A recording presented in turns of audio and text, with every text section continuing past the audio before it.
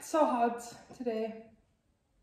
I might change out of this dress after this recording, but for now I'm going to talk about a few books that I've read. Some of them have been really good, others have been less good, but I'm figuring, you know, for me at least in the summertime, I tend to go into this reading flow, and I just love having, you know, good book recommendations. So I figured I'll share some of them for you guys. I'm going to start with the first book that I read, which is a crime story, and I read this maybe, was it 3 weeks ago or so? 3 or 4 weeks ago. It's a book called The Guest List, and it's written by Lucy Foley, and it was the Sunday Times bestseller, I think in like 2020 or 21, I'm not quite sure. Yeah, so this is a very classic crime story. I'm not going to talk too much about this book. If you're into crime stories, I think this is like a entertaining one. I tend to read crime stories in between quite heavy fiction books. And I do that because these are just, you don't, you know, consume a lot of time in these sort of books. It's very, you read it fast, often in a couple of days. It often is a page turner. It is quite exciting. You know, it's just a very classic crime story. It's about a couple, they're getting married on a remote island outside of Ireland.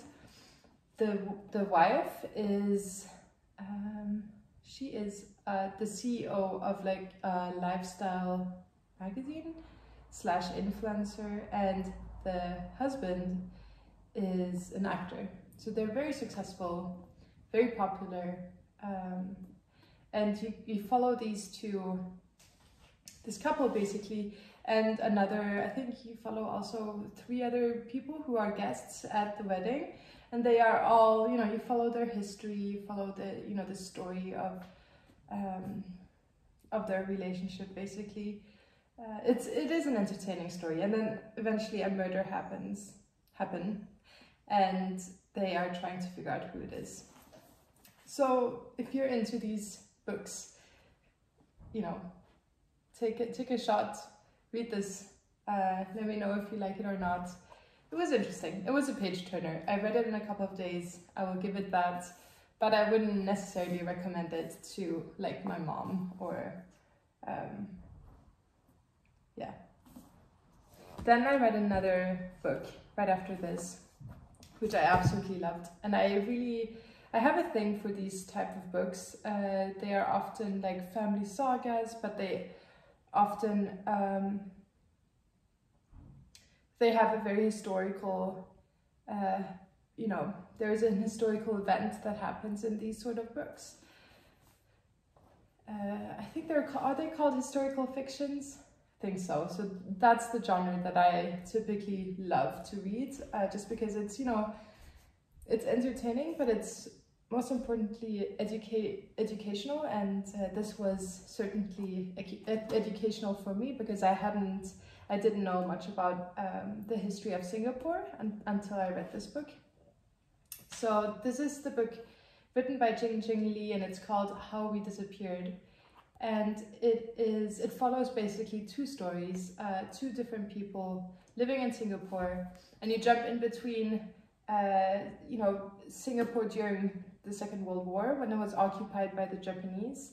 I think it starts at 1942. I think that's when the Japanese occupied Singapore, and you follow. So you follow a girl. She's 17 at that time, and you follow her life and her family, and you know, the village where she grows up. And then you follow a little boy called Kevin, 60 years into the future, so around, you know, year 2000. And you follow these two, and Kevin I think he's a 12-year-old, and he has some troubles in school, but he's very close to his grandmother. Somehow these two stories intertwine, and it was incredibly beautifully written, this book. My partner is from Singapore as well, so it was just interesting to read, you know, about historical events from his hometown. I grew up in Germany and in Sweden, and in school we didn't learn much about what was happening in, you know, during World War II in Asia, you know, besides Pearl Harbor and Hiroshima, and you know, the big events. But yeah, so this is about Singapore during this time. I really recommend this. When I picked this up from the bookshop, the cover reminded me a lot of another book that I was reading a year ago, which is called Pachinko, and I actually have it here. And this is also a historical fiction, but it takes place in, is it Japan or Korea? In Japan. Koreans in Japan during the early 1900s. Again, this is also a family saga, but these two covers reminded me a lot of, you know, one another, and I guess that's why I picked this up, because it reminded me so much of Pachinko. I do recommend this book as well. I thought it was amazing. It's quite long, but it didn't feel very long. A super relaxing read. Yeah, just very, very beautiful. So these two books, I highly, highly recommend reading them. I'm also really into, you know, historical fictions that take place in Asia, just because I don't know much about it, so it's very educational for me to read these. So yesterday I finished reading this book, which is called The Silent Patient, and I must say that I do not recommend this book. I read this in maybe 2 or 3 days, which, you know, that itself says that it was a page turner, but I'm not sure it was a page turner. I think I just read it fast so I could, you know, continue reading other books. I just wanted this book to end so I could, you know, go on with the other book.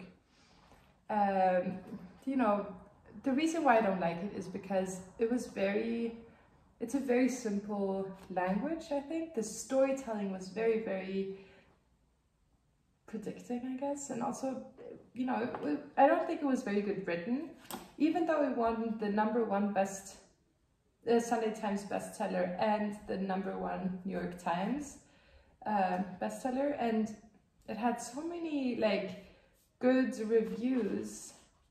It talks about what a killer twist this book had, how excellent, sharp, and clever it is, that it will blow your mind. You know, all these reviews, and I just didn't see it. I honestly couldn't see it. I mean, it's a classical crime story. We follow this artist. Her name is Alicia Alicia Berenson, and she's this beautiful, you know, she's portrayed as being this beautiful artist with long red hair, and you know, you can really picture her, and she's a very promising up-and-coming artist, and then suddenly she kills her husband, and you don't really understand why she killed him, because she, after the murder, she falls into silence, and she stops talking for 6 years. And then and she lives in this institution, in this mental institution. Is that the word that you say to, I'm not sure, mental institution? I feel like that's not the correct word for it today.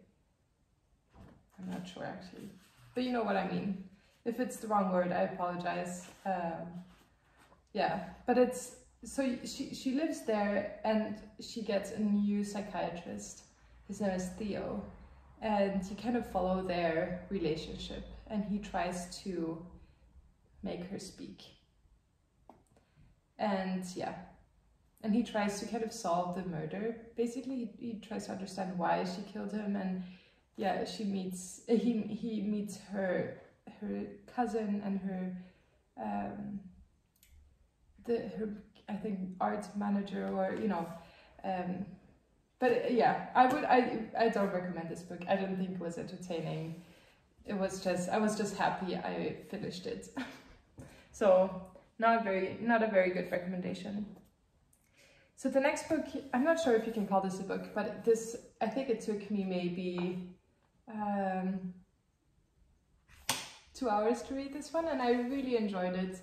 I've been in so many bookshops, and I've always had this in my hands, and I've always wanted to buy it, but something always pulled me back.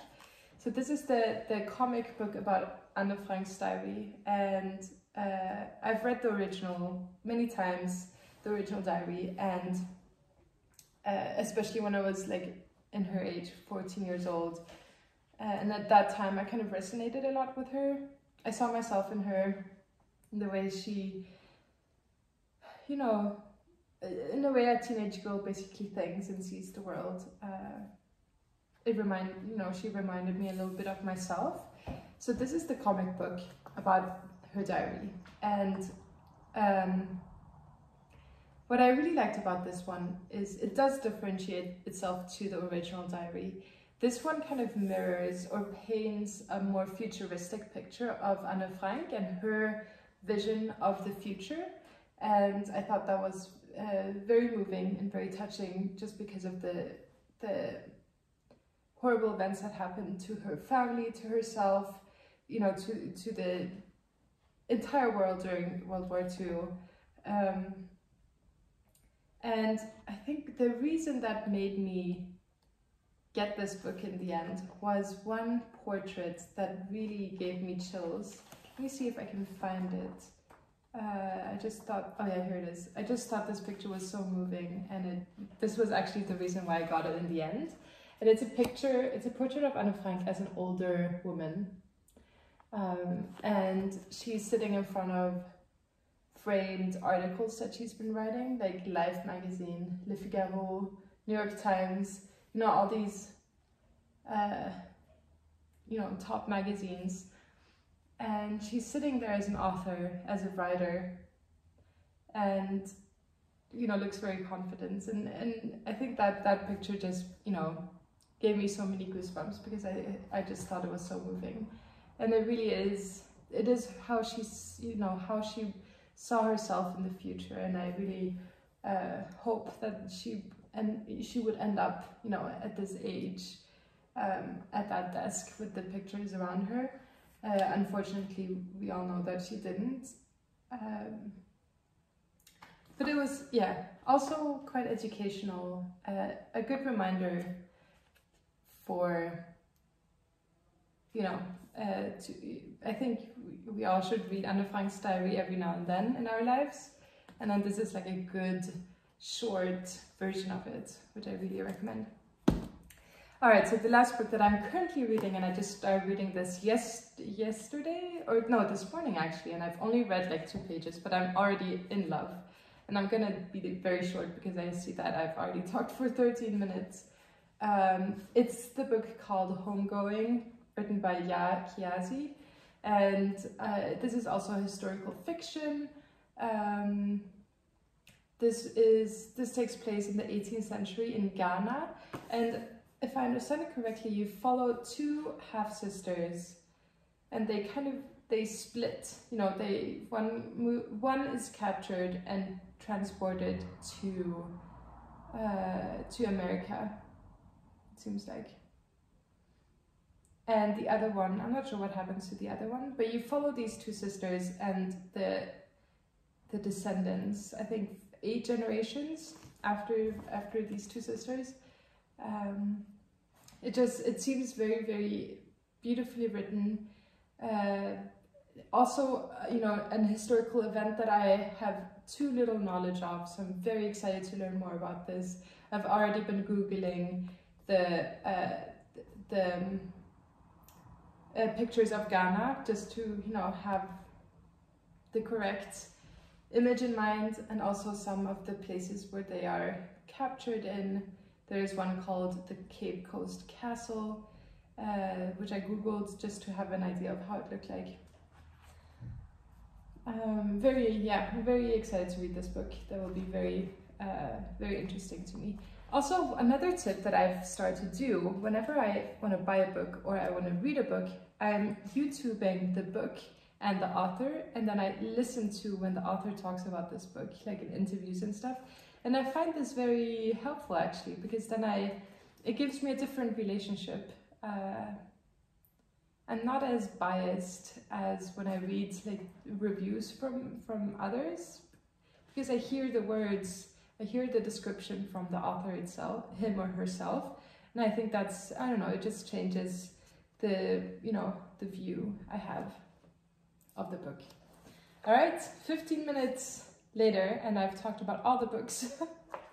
I do recommend many of these books, not all of them, but I'm hoping that you will read some of them, and please, if you do, please tell me what you think in the comments below. I'm very curious to hear your thoughts and opinions. Cheers!